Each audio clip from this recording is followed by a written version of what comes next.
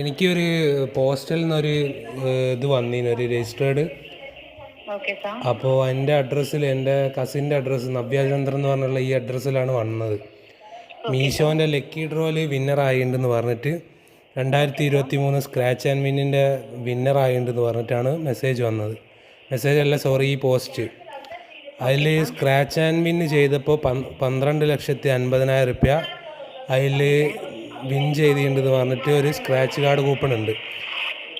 അതിൽ മീഷോൻ്റെ ഈ സാധനങ്ങളും കാര്യങ്ങളും ഉണ്ട്, ലോഗോസും കാര്യങ്ങളും. അപ്പോൾ അതിൻ്റെ സത്യാവസ്ഥ അറിയാൻ വേണ്ടിയിട്ടാണ് വിളിച്ചത്. അത് ഫേക്ക് ന്യൂസ് ആണ്, അതായത് ഫേക്ക് അപ്ഡേറ്റ് ആണ്. നമുക്ക് എന്തെങ്കിലും മീഷോ ആപ്പിലായിരിക്കും നമ്മൾ അപ്ഡേറ്റ്സ് അറിയിക്കുന്നുണ്ടാവും. എന്തെങ്കിലും ഓഫേഴ്സ് ഉണ്ടാവുന്നതാണെങ്കിൽ അത് മീഷോ ആപ്പിലേക്കാണ് അറിയിക്കുന്നത്. സോ ഫ്രണ്ട്സ് ആൻഡ് ഫാമിലീസിനോട് അവെയർ ആയിരിക്കാൻ പറയും. സോ നമ്മൾ ഇതിൽ പേഴ്സണൽ ഡീറ്റെയിൽസ് ഒന്നും അപ്ലോഡ് ചെയ്യരുത്. Okay sir. വേറെ എന്തെങ്കിലും ഇൻഫർമേഷൻ വേണ്ട സർ? ഇല്ല, എനിക്ക് ഇതൊന്ന് കൺഫേം ചെയ്യാൻ വേണ്ടിയിട്ടായിരുന്നു. അപ്പോൾ ഇതിങ്ങനെ ഒരു രജിസ്റ്റേർഡ് ആയിട്ട് പോസ്റ്റ്മാൻ കൊണ്ടു തന്നതാണ് എൻ്റെ അഡ്രസ്സിലെ. അപ്പോൾ ഈ ഒരു അഡ്രസ്സ് അവർക്ക് കിട്ടിയിട്ടുണ്ടാവുക നിങ്ങളെ സൈറ്റിൽ നിന്നായിരിക്കും അല്ലേ? അപ്പോൾ നിങ്ങളെ സൈറ്റിൽ നിന്ന് ഞങ്ങളെ ഡീറ്റെയിൽസ് അവർ എടുത്തതെന്നാണ് അതിൻ്റെ അർത്ഥം. അല്ല, നിങ്ങളെ സൈറ്റും കാര്യങ്ങളും പ്രൈവറ്റ് അല്ലേ, പബ്ലിക് ആയിട്ടാണോ? പിന്നെ എങ്ങനെയാണ് എൻ്റെ ഡീറ്റെയിൽസും കാര്യങ്ങളൊക്കെ വെച്ചിട്ട് അവർക്ക് ഇത് കിട്ടുന്നത്? അല്ല, ഫേക്ക് ന്യൂസിൻ്റെ കാര്യം എനിക്ക് മനസ്സിലായി ഓൾറെഡി. പക്ഷെ നമ്മളെ ഡീറ്റെയിൽസ് നിങ്ങളെ ഈ സൈറ്റിൽ നിന്നല്ലേ പോയിട്ടുണ്ടാവുക. ഞാൻ ഓർഡർ ചെയ്യുന്ന ഷിപ്പിംഗ് അഡ്രസ്സിലാണല്ലോ എനിക്ക് ഈ ഒരു പോസ്റ്റൽ അയച്ചിട്ടുള്ളത്. അപ്പോൾ നിങ്ങളെ ഈ ഒരു സംഭവം എത്ര പ്രൈവസി ഉണ്ട് എന്നുള്ള കാര്യം അതിൽ മനസ്സിലാക്കാമല്ലോ. ഞാൻ ഉദ്ദേശിച്ച കാര്യം എന്താ ഉദ്ദേശിച്ചെന്ന് മനസ്സിലായല്ലോ.